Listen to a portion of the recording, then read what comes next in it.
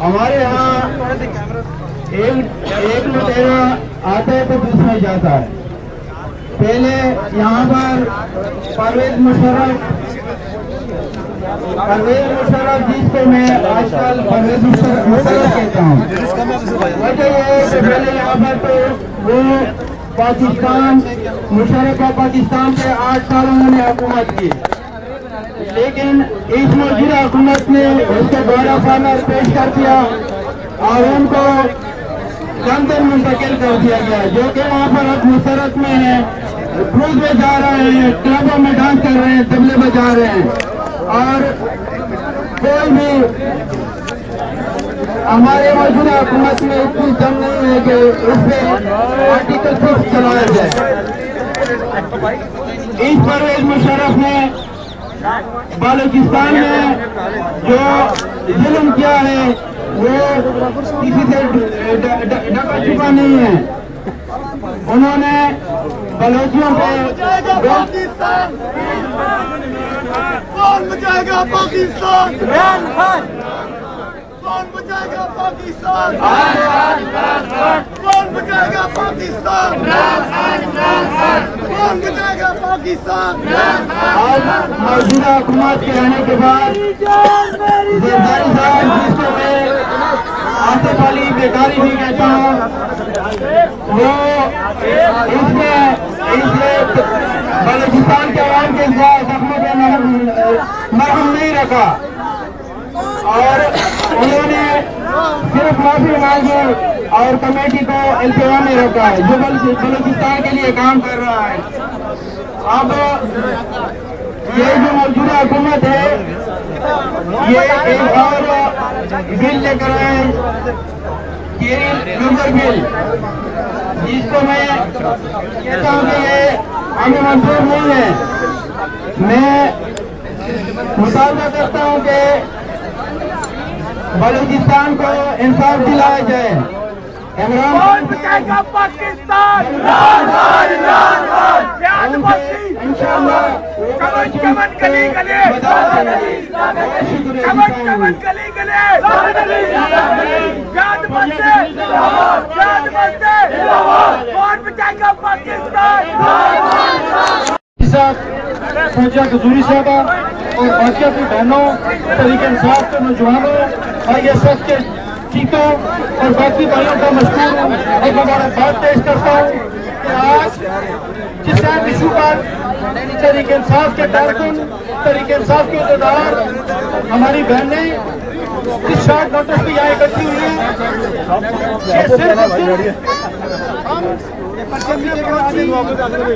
بھائی جھنڈا نیچے کر لیں.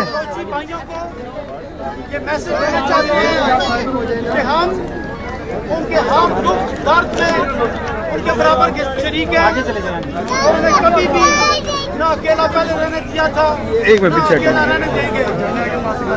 گزشتہ ہفتے تحریک انصاف کی سینٹرل ایگزیکٹو کمیٹی کا جو اجلاس ہوا تھا، جھنڈا نیچے کر لیں بھائی، جھنڈا نیچے کر لیں بھائی، بلوچستان کا جھنڈا نیچے کر لیں.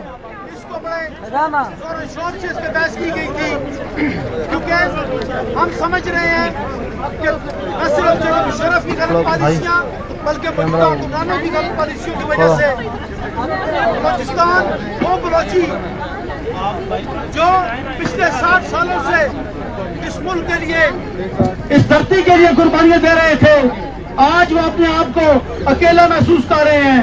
آج وہ اپنے آپ کو تن تنہا محسوس کر رہے ہیں اور میں سمجھتا ہوں کہ ان کی تنہائی، ان کے محرومی، ان میں احساس محرومی بجا طور پر ہے، کیونکہ جس صوبے کے عظیم لیڈر نواب اکبر بگٹی کو ان کے گھر میں جس بے دردی سے شہید کیا گیا اور اس پر ایک دوسرے کو مبارکباد پیش کی گئی، میں سمجھتا ہوں کہ اگر پاکستانی قوم، پاکستانی عوام، سیاسی پارٹیاں، سول سوسائٹیاں بھی اگر بلوچیوں کے حقوق کے لیے نہ کھڑی ہوئی تو میں سمجھتا ہوں کہ خدا نہ خواستہ بنگلہ دیش جیسے حالات وہاں بھی پیدا ہو چکے ہیں.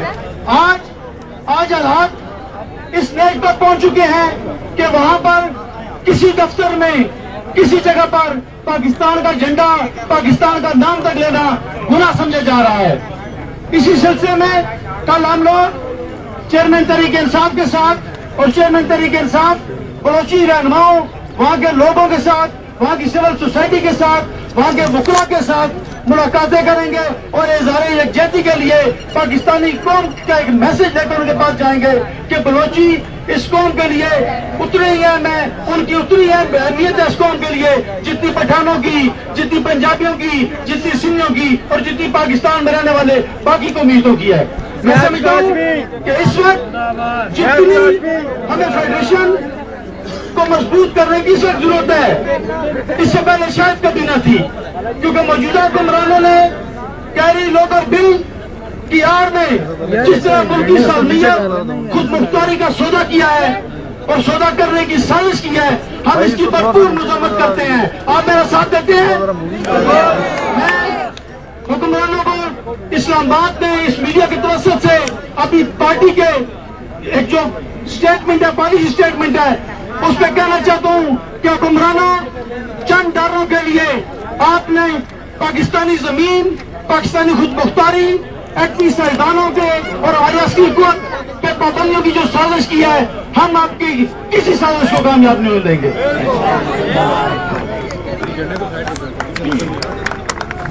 उसके बाद मैं एक ऐसे शख्स को प्रोग्राम दे रहा हूँ, ऐसे शख्स को दावत दे रहा हूँ जो आज से पहले तहरीक इंसाफ का पहले मैं कह चुका हूँ, इस्लामाबाद में एक फूलों की मानक बिखरे हुए थे, लेकिन आज उस शख्स ने तहरीक इंसाफ को एक गुलदस्ते के रूप में देखकर गुलदस्ते के रूप में जमा कर दिया है। वो आपके सामने ऑनर मोहम्मद साहब को मैं खिताब के लिए दावत दे रहा हूँ। जोरदार तालियों की जिंदाबाद बोलूँ।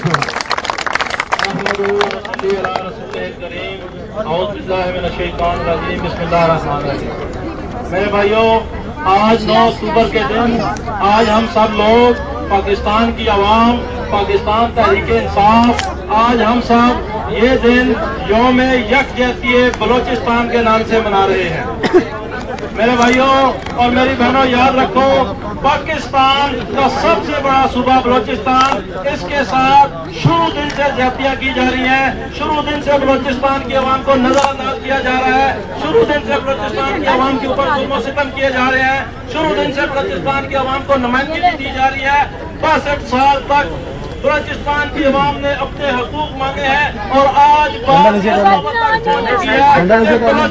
की आवाम पाकिस्तान से अलग की बातें वहाँ लोग कर रहे हैं। वहाँ ऐसे लोगों को मौका मिल चुका है जो ये बात उन लोगों के जहनों में डाल रहे हैं कि पाकिस्तान तुम्हारे हकूक की हिफाजत नहीं कर सकता, पाकिस्तान बलोचियों को हकूक नहीं दे सकता, लिहाजा पाकिस्तान से अलग होने की बातें करो।